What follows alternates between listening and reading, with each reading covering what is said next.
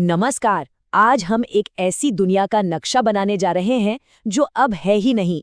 एक ऐसी दुनिया जहां कभी विशाल महासागर थे और आज वहां ऊंचे ऊंचे पहाड़ खड़े हैं। तो चलिए इस खोई हुई दुनिया के रहस्य से पर्दा उठाते हैं। जरा सोचिए, क्या ऐसा हो सकता है कि जिस जमीन पर आज हम और आप हैं, वो करोड़ों साल पहले दुनिया के किसी दूसरे ही कोने में एक बहुत बड़े सुपर कॉन्टिनेंट का हिस्सा रही हो? यही वो सवाल है जो हमें पृथ्वी के बहुत पुराने, गहरे अतीत की तरफ ले जाता है। तो सबसे बड़ी चुनौती तो यही है, वैज्ञानिक उन प्राचीन दुनिया का नक्शा बनाते कैसे हैं जब उसके असली पहाड़, नदी, समंदर सब करोड़ों साल पहले गायब हो चुके हैं। आखिर वो कौन से सुराग हैं जो इस गुत्थी को सुलझाने में मदद करते हैं? देखिए, इस रहस्य को सुलझाने के लिए वैज्ञानिकों के पास एक जबरदस्त टूल है। साइंस की एक पूरी की पूरी ब्रांच है जो हमें पृथ्वी के अतीत की गहराइयों में झांकने का मौका देती है। और इसका नाम है पुराभूगोल या पेलियोजियोग्राफी। ये जियोलॉजी की वो शाखा है जो पृथ्वी की पुरानी भौगोलिक स्थिति को फिर से बनाती है। इसे यूं समझिए कि ये पृथ्वी के अतीत की जांच करने वाली एक जासूसी एजेंसी है जो पता लगाती है कि कौन सा महाद्वीप, महासागर या पहाड़ पहले कहाँ हुआ करता था। और हाँ, किसी भी अच्छे जासूस की तरह पेलियोजियोग्राफर्स भी उन सुरागों पर ही भरोसा करते हैं जो घटनास्थल पर पीछे छूट गए हैं। और ये घटनास्थल क्या है? हमारी पृथ्वी की गहरी परतें। तो इन जियोलॉजिकल जासूसों के टूल किट में क्या क्या है, चलिए देखते हैं। उनके पास हैं फॉसिल्स यानी जीवाश्म, सेडिमेंट्री रॉक्स यानी अवसादी चट्टानें, पैलियोमैग्नेटिज्म यानी पुराचुंबकत्व और स्ट्रक्चरल एविडेंस। इन्हीं सुरागों को जोड़कर पृथ्वी के अतीत की पूरी कहानी सामने आती है। तो सबसे पहले सुराग की बात करते हैं, फॉसिल्स।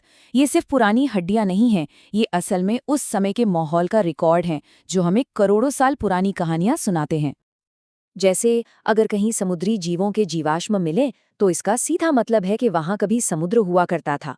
और पौधों के जीवाश्म, वो तो उस जमाने के मौसम का हाल बताते हैं कि कोई जगह ट्रॉपिकल थी या ध्रुवों जैसी ठंडी।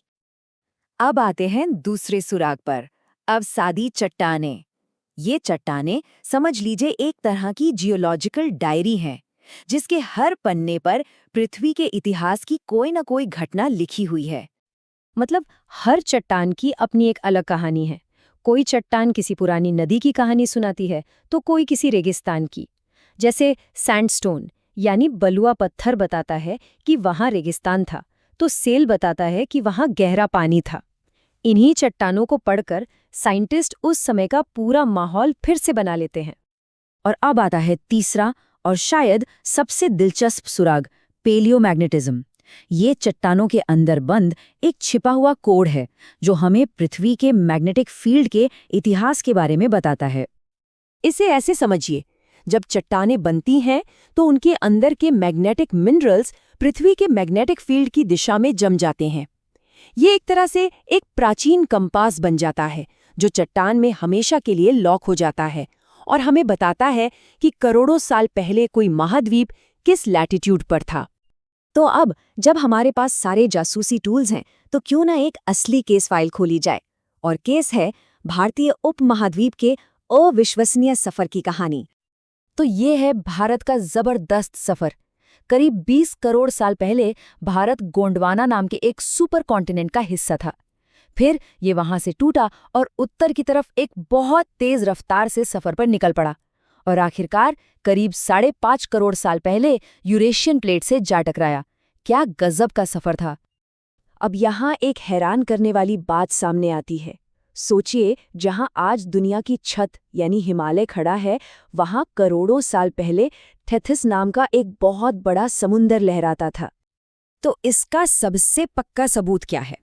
वो है हिमालय की चोटियों पर हजारों मीटर की ऊंचाई पर मिले समुद्री जीव एम्मोनाइट्स के फॉसिल्स। अब भला सोचिए, समंदर के जीव पहाड़ों की चोटी पर क्या कर रहे हैं?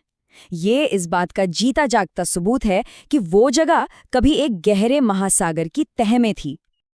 और जब भारतीय प्लेट की यूरेशियन प्लेट से वो जबरदस्त टक्कर हुई तो उसी टक्कर का नतीजा है दुनिया की सबसे शानदार चीजों में से एक, हमारी हिमालय पर्वत श्रृंखला। तो अब सवाल ये उठता है कि ये सब पुरानी बातें जानकर हमें आज क्या फायदा? क्यों ज़रूरी है इस अतीत के नक्शों को समझना? अच्छा, इसका एक बहुत बड़ा इस्तेमाल होता है तेल और गैस खोजने में। कंपनियां सबसे पहले पेलियो ज्योग्राफी का इस्तेमाल करके ये देखती हैं कि करोड़ों साल पहले समुद्र कहाँ थे, यहाँ ढेर सारे समुद्री जीव रहते होंगे। फिर वो उन जगहों का पता लगाती हैं जहाँ ये जीव मरने के बाद दब गए होंगे, और आखिर में वो उन जियोलॉजिकल स्ट्रक्चर्स को ढूंढती हैं जहाँ तेल और गैस फंसकर जमा हो गए होंगे।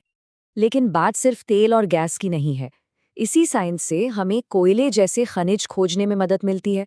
हम पुराने क्लाइमेट को समझकर आने वाले बदलावों का अंदाजा लगा सकते हैं, भूकंप जैसे खतरों को बेहतर समझ सकते हैं, और यहाँ तक कि ये भी जान सकते हैं कि पुराने जमाने के जानवर एक जगह से दूसरी जगह कैसे पहुंचे। तो अगर अतीत वाकई भविष्य का नक्शा है, तो हमारी आज की बदलती हुई धरती हमें क्या संकेत दे रही है? ये एक ऐसा सवाल है जो हमें सोचने पर मजबूर करता है कि हम अपने ग्रह के इतिहास से उसके भविष्य के लिए क्या सबक सीख सकते हैं।